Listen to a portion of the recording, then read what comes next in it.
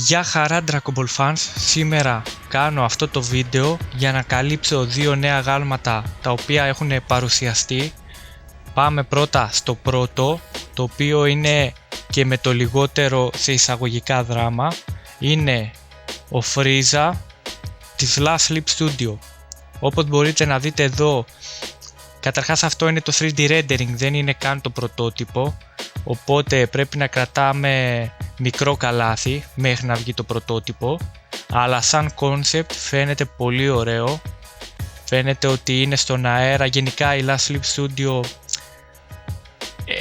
στα γάλματά της φαίνεται η δυναμικότητα και το πόσο μοναδική είναι η πόζα, δηλαδή της το δίνω αυτό. Βέβαια στο engineering κομμάτι μας το χαλάει συνήθως, αλλά φαίνεται πολύ ωραίο. Βλέπουμε τον Frieza που πετάει κάποια ki blast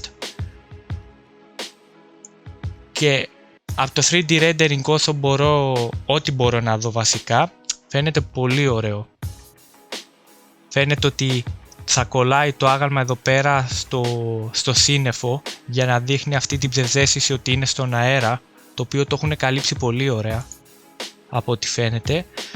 Επίσης το καλό με τη Last Sleep Studio είναι ότι βγάζει ένα τέταρτο και ένα έκτο scale, δηλαδή το ένα έκτο είναι λίγο πιο μικρό και πιάνει λιγότερο χώρο και είναι και πιο φτηνό κιόλας.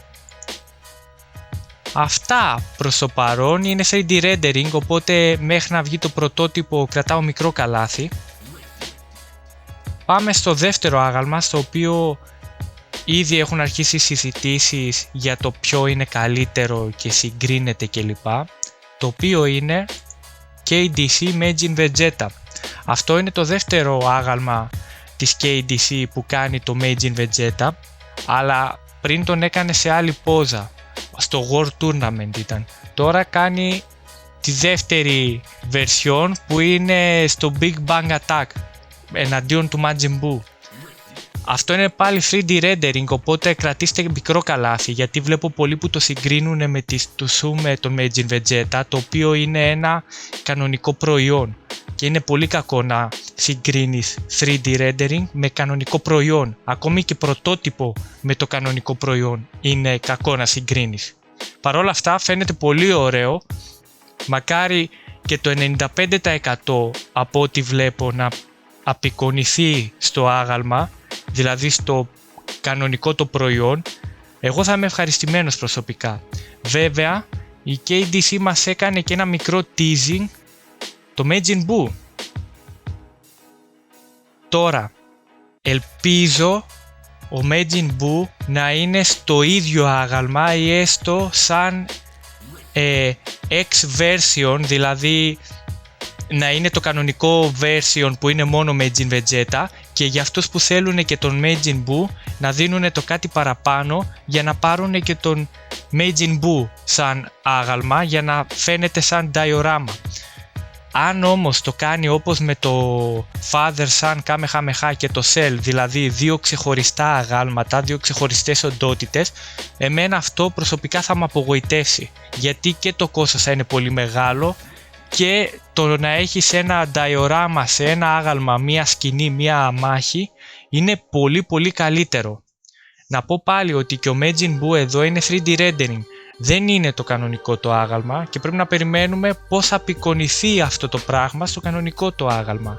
Βλέπω δηλαδή σε πολλά group που ακολουθώ ήδη υπάρχει, όπως εδώ για παράδειγμα, η σύγκριση, η οποία είναι μόνο σε μία εικόνα, δηλαδή μου φαίνεται ότι είναι και λίγο εσκεμμένο, να το πω έτσι.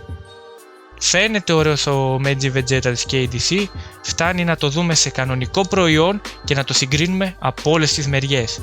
Παρ' όλα αυτά είναι πολύ καλά νέα και τα δύο, και ο Frieza της Last Sleep Studio και ο Majin Vegeta της KDC. Παρ' όλα αυτά εγώ συμβουλεύω πάντα να περιμένουμε το πρωτότυπο, να βλέπουμε τις αλλαγές που θα γίνουν και να μην προτρέχουμε να βγάζουμε συμπεράσματα ή να αγοράζουμε αγάλματα. Το έχω κάνει και εγώ αυτό το λάθος, το ότι έχω πάρει κάτι απλά και μόνο που είδα το 3D rendering, οπότε σαν εμπειρία, αφού το έχω κάνει, προτρέπω σε όσους συλλέγουν να είναι λίγο πιο υπομονετικοί σε αυτό το κομμάτι. Αυτά από μένα. Αν σας άρεσε το βίντεο, κάντε like, subscribe, ακολουθήστε το κανάλι και στα social media που έχω συμπεριγραφεί.